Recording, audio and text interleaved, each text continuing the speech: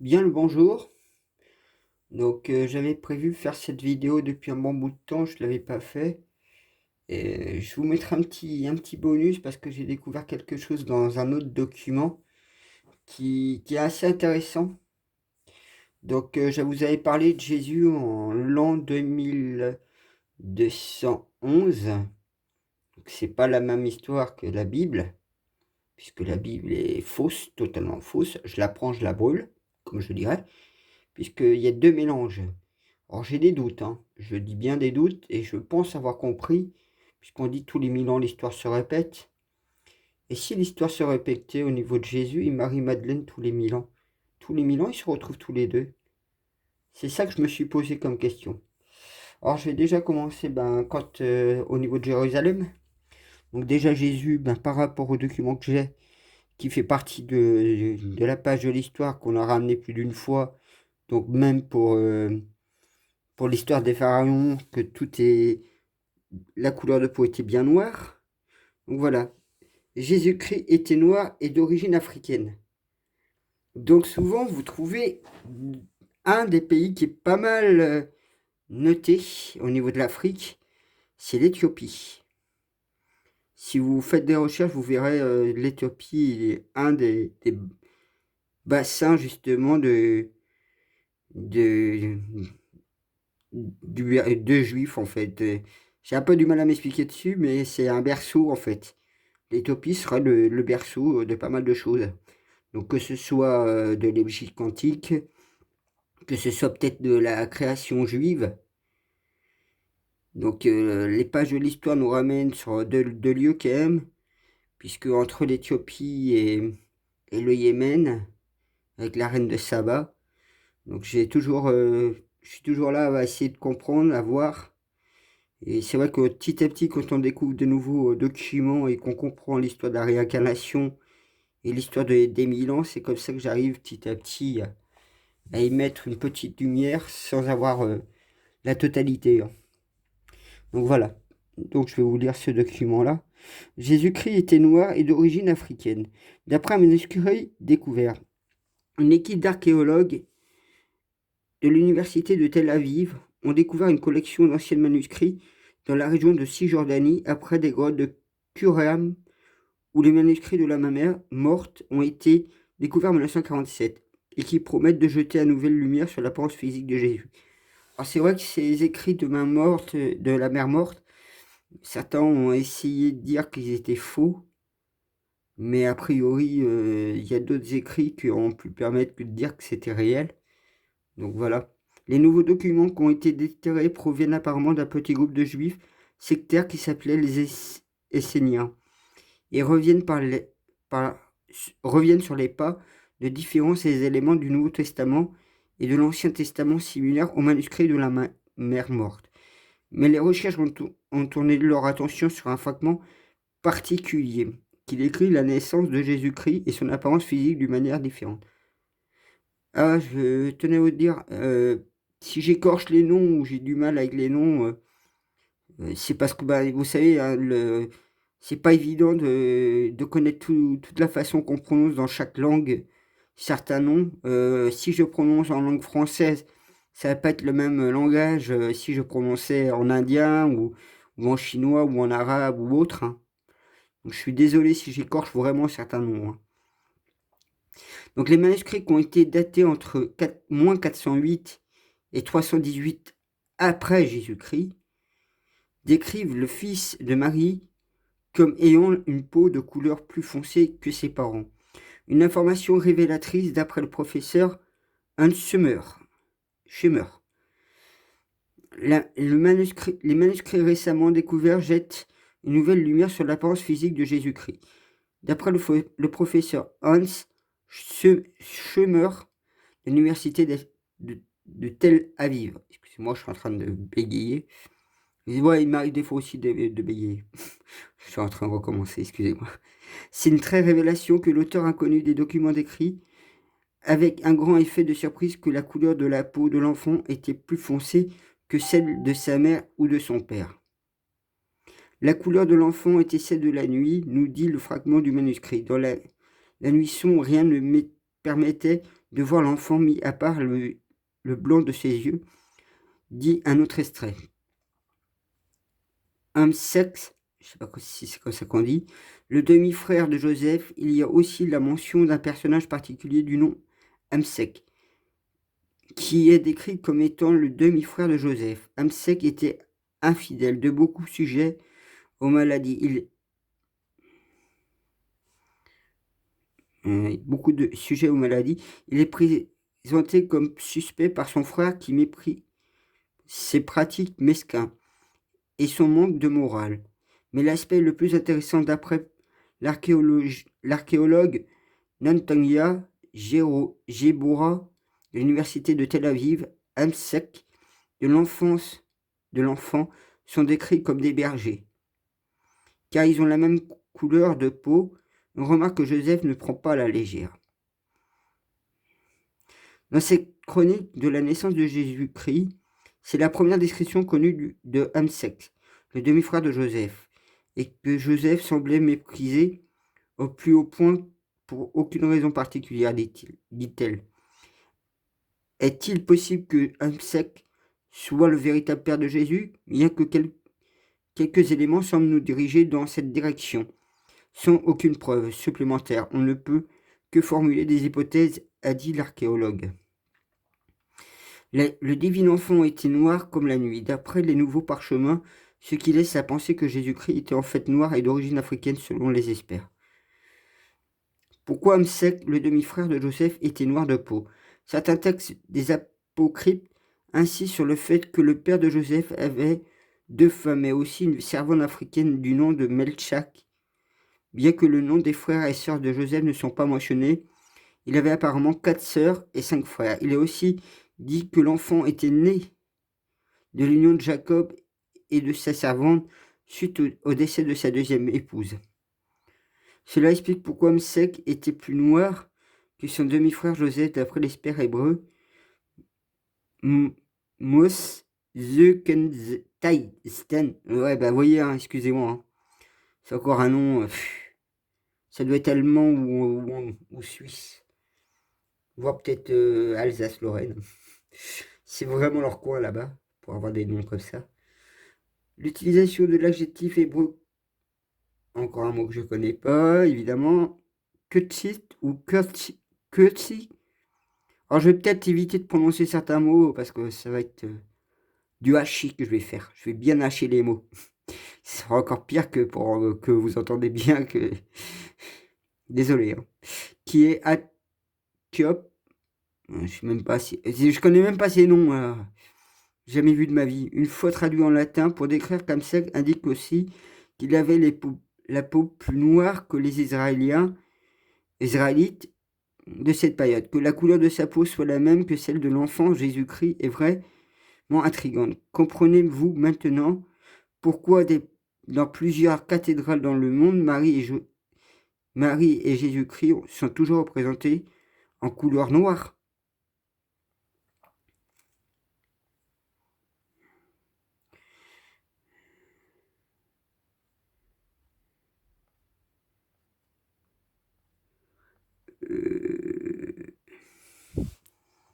Alors là, je sais pas. Ah oui, je suis parti dans les documentaires.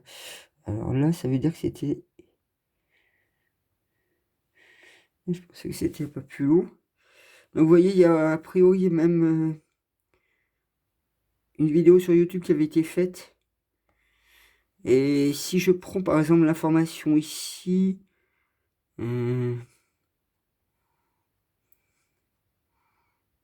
c'était pas lui. Vous voyez, il y a une autre personne en dessous. Elle apporte d'autres éléments. Et ça vient du 13 avril 2020. Donc c'est pas vieux. Hein. La découverte archéologique, c'est bien. Mais la référence à celui du chrétien sur l'identité morphologique de Jésus de Nazareth, c'est la Bible. Ainsi, selon la Bible, dans l'Apocalypse, qui au ciel était un homme de couleur marron foncé, teint bronzé comme les habitants de l'Afrique de l'Est, comme les Éthiopiens. Vous voyez, hein, je vous parle des Éthiopiens, Somalie, on se retrouve souvent dans le centre de l'Afrique, j'ai l'impression. Les Érythréens, les Somaliens, etc. Donc un homme noir, Apocalypse. Donc l'apôtre Jean voit le Seigneur Jésus-Christ glorifié dans le ciel. Le décrit, ses cheveux étaient blancs comme de la laine pure. La laine pure du mouton est crépue, son cheveu crépus.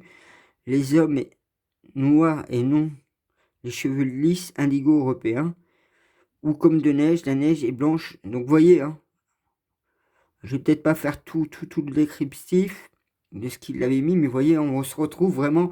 C'est pour ça que même l'histoire de Jésus, la crucifixion, elle est fausse. Hein. Il n'a jamais été mis sur une croix. Tout ça, c'est complètement faux pour moi. Donc, vous voyez, hein, d'un faux Jésus blanc comme symbole de racisme. Donc, vous voyez. Donc, j'avais noté aussi un autre document.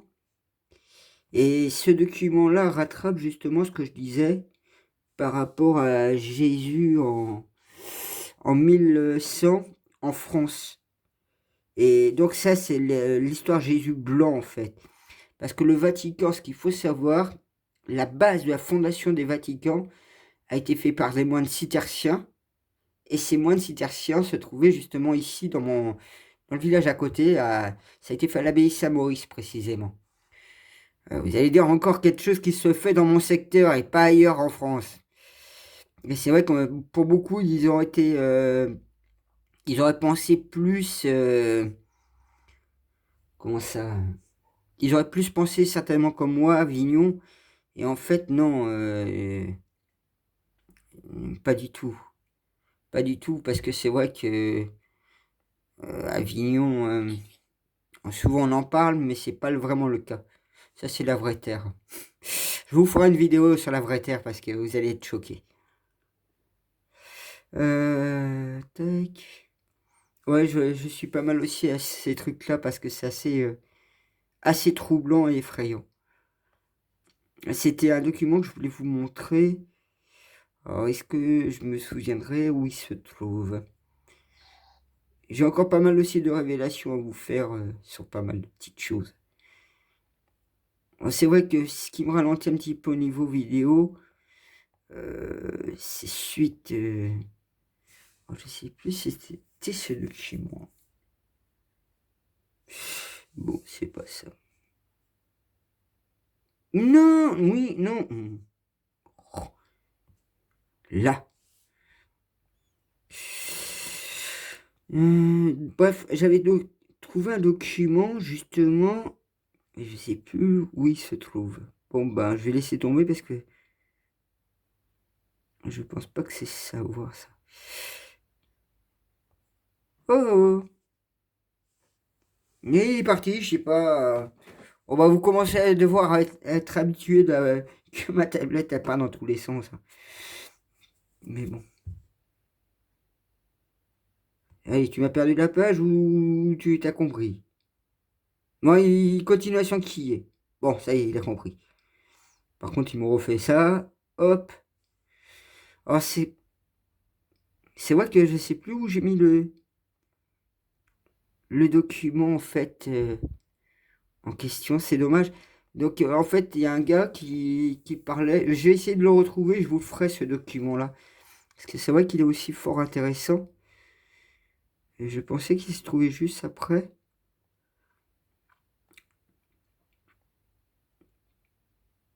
Parce qu'il y avait une personne. Ah, c'est dommage. J'aimerais bien trouver plutôt le document là. Peut-être celui-là. Je vois que. Parce que c'est vrai qu'avec la censure, et puis j'ai des trucs qui sont à moitié effacés. Oui, c'est ça que je vais trouver. Alors.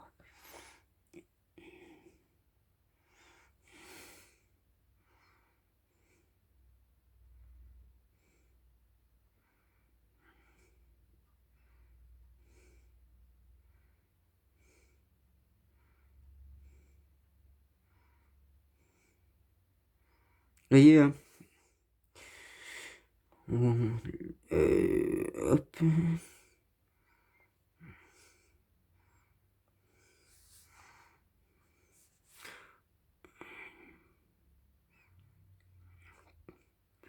N'empêche, on se fait souvent envahir des pages avec des publicités qui.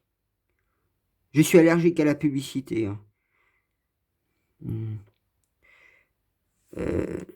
La race dite élue, qui est dans race élue ignorée de tous, dans l'Ancien Testament, dans le premier texte, Moïse, ayant béni chacun des patriarches des 12 tribus, parle de Benjamin,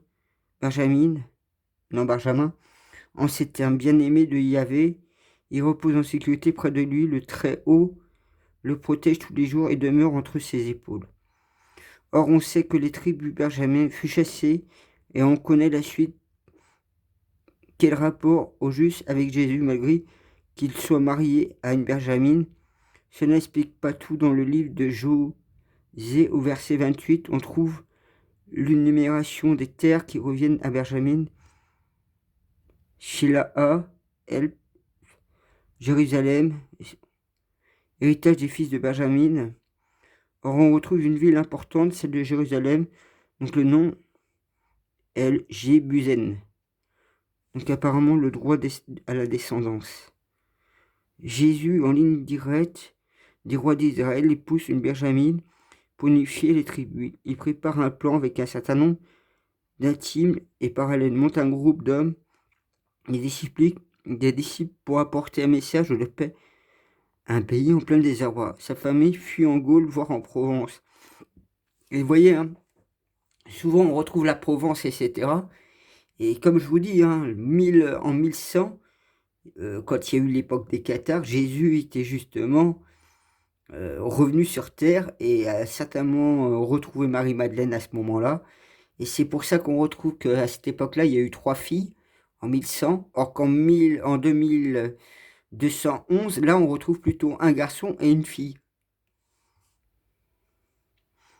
Et c'est là justement qu'une des filles s'est mariée avec le roi de France.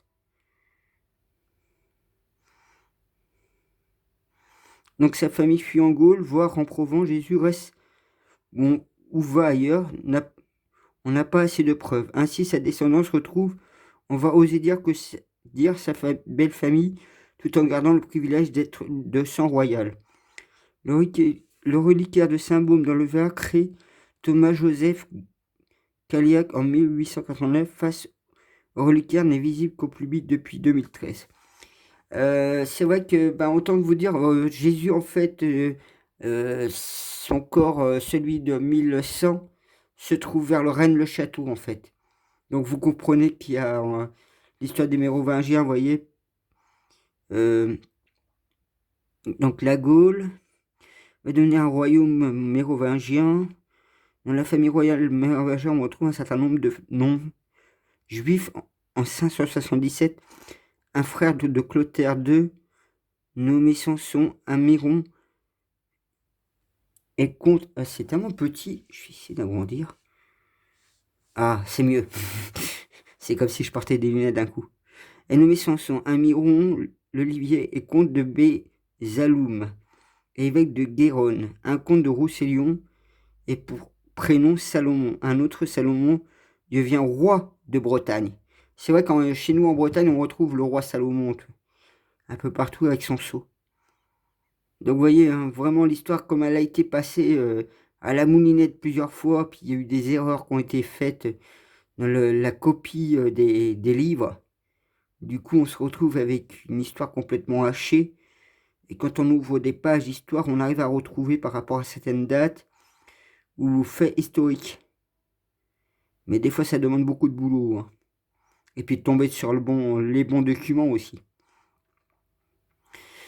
La loi salique la plus spécifique est la fameuse loi salique. C'est une loi tribale à l'origine. Or, l'une des chapitres de Migantibus traite des clauses et des conditions autorisant les itinérants à se fixer et à revoir le droit de citoyenneté.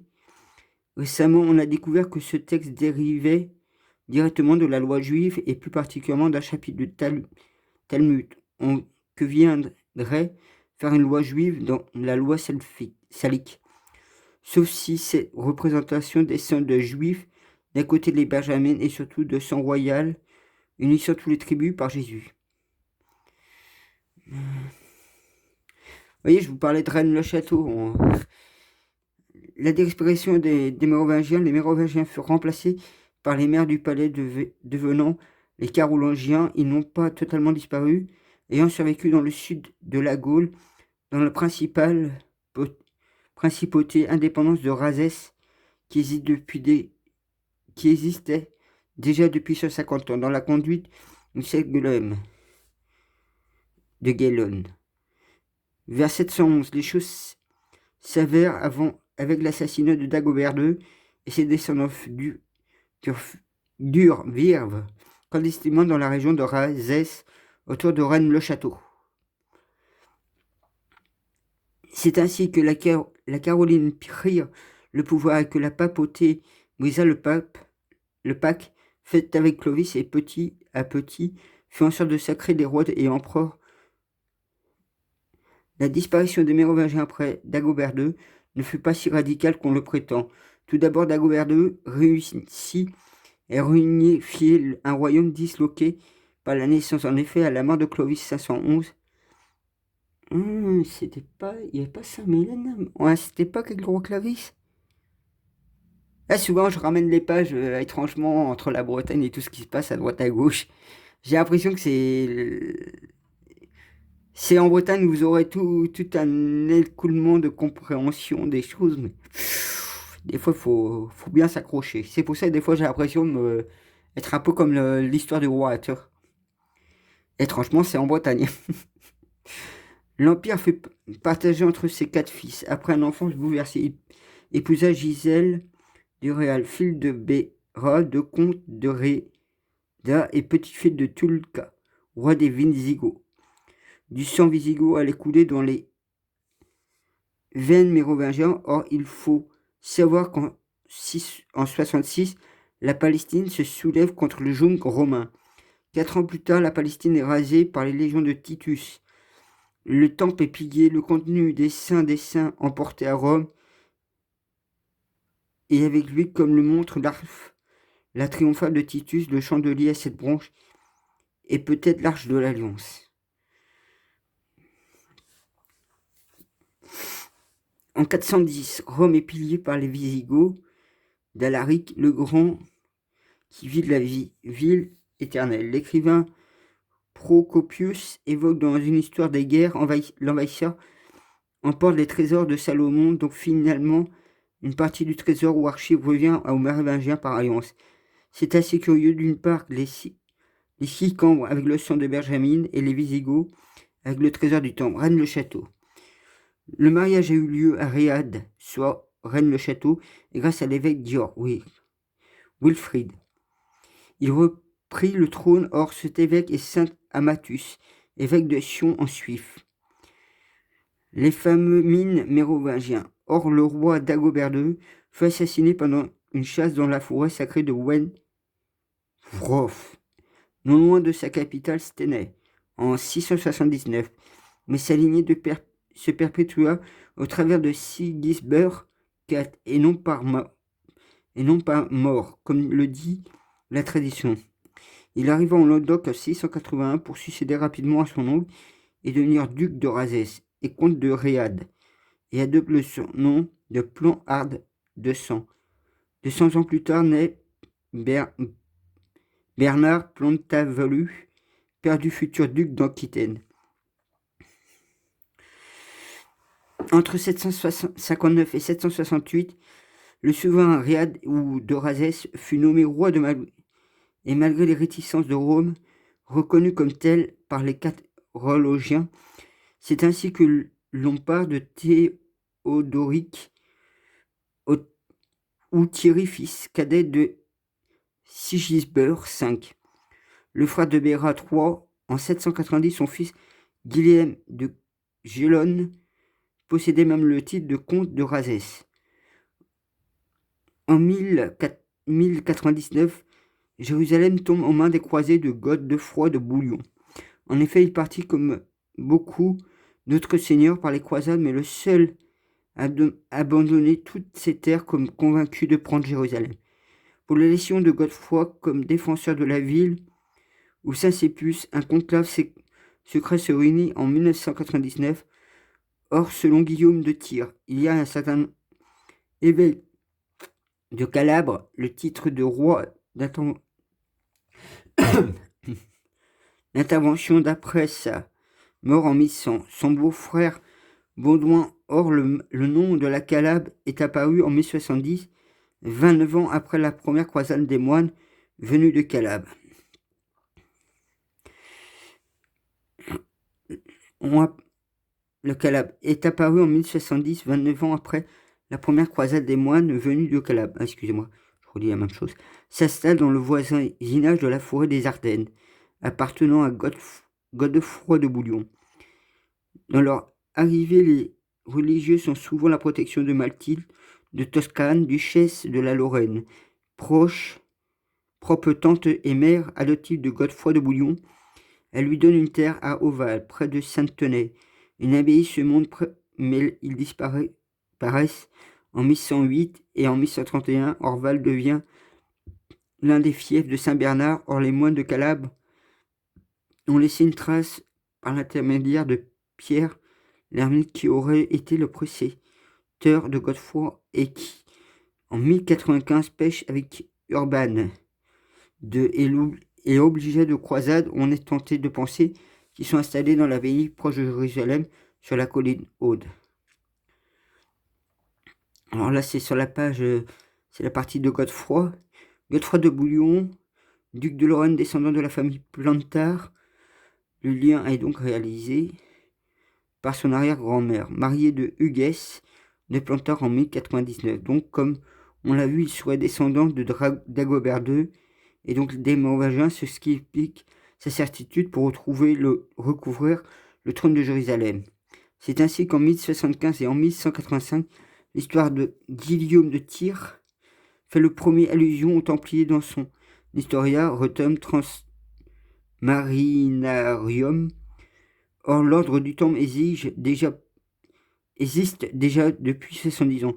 Selon lui, fondé en 1118 par Hugues de Payne, chevalier champenois et vassal du comte de Champagne.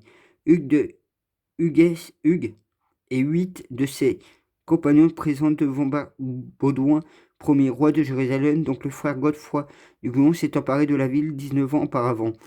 Il lui propose leur service pour protéger les pèlerins contre infidèles. Assurer la police, le roi leur met à sa disposition une aile entière de son palais, situé dans les fondations de l'ancien empire de Salomon. Or, pendant 9 ans, il reste 9. Aucune mission pour protéger les pèlerins.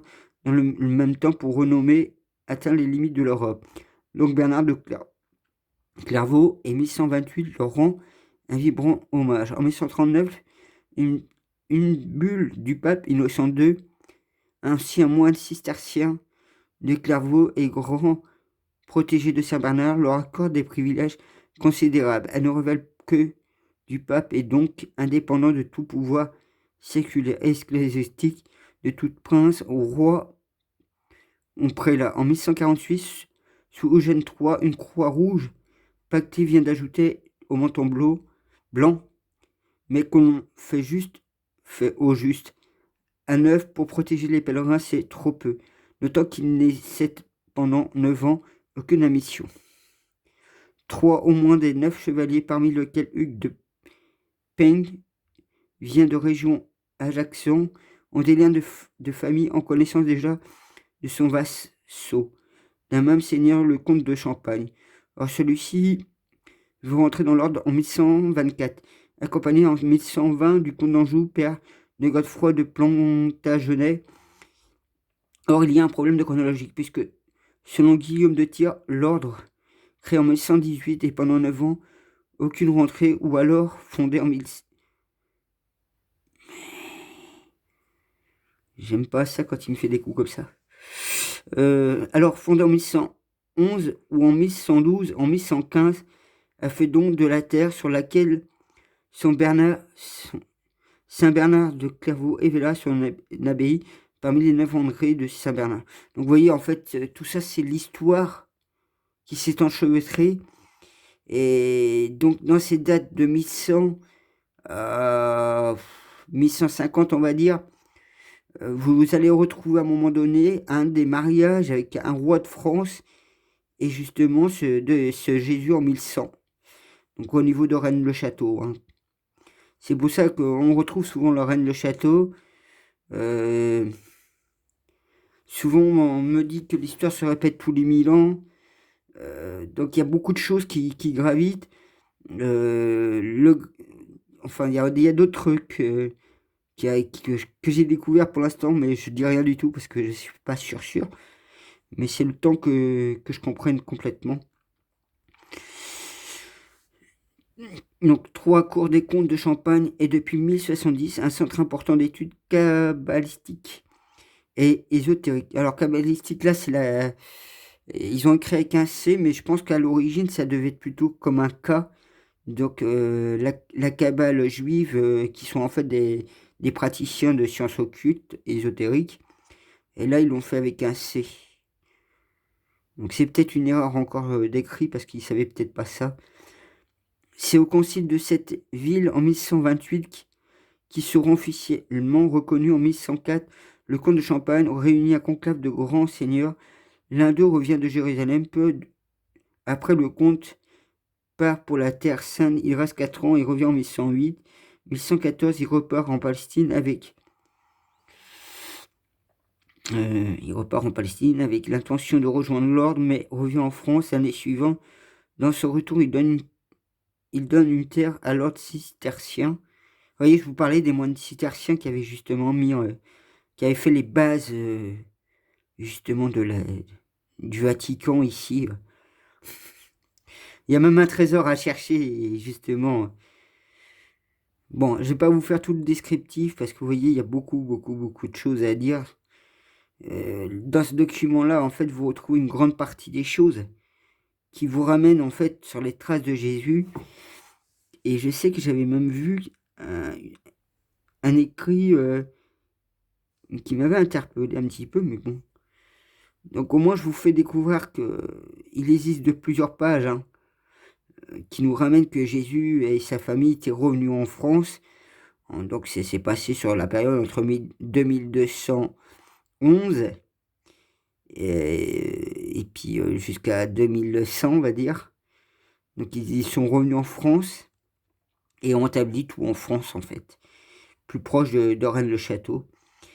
Et automatiquement, comme vous pouvez voir, on y retrouve justement pas mal de pages où ils en parlent des Mérovingiens, de Rennes-le-Château. Donc on se retrouve toujours dans les mêmes rouages en fait. Le préau est institution reconnue mais cachée a pour but de restaurer la descendance du Christ ou alors de divulguer son terrible secret, mais qui sera surpris enfin étudions de plus près. Vous voyez, oui. Je sais que j'avais vu un autre endroit, exactement la même chose que je dis, hein.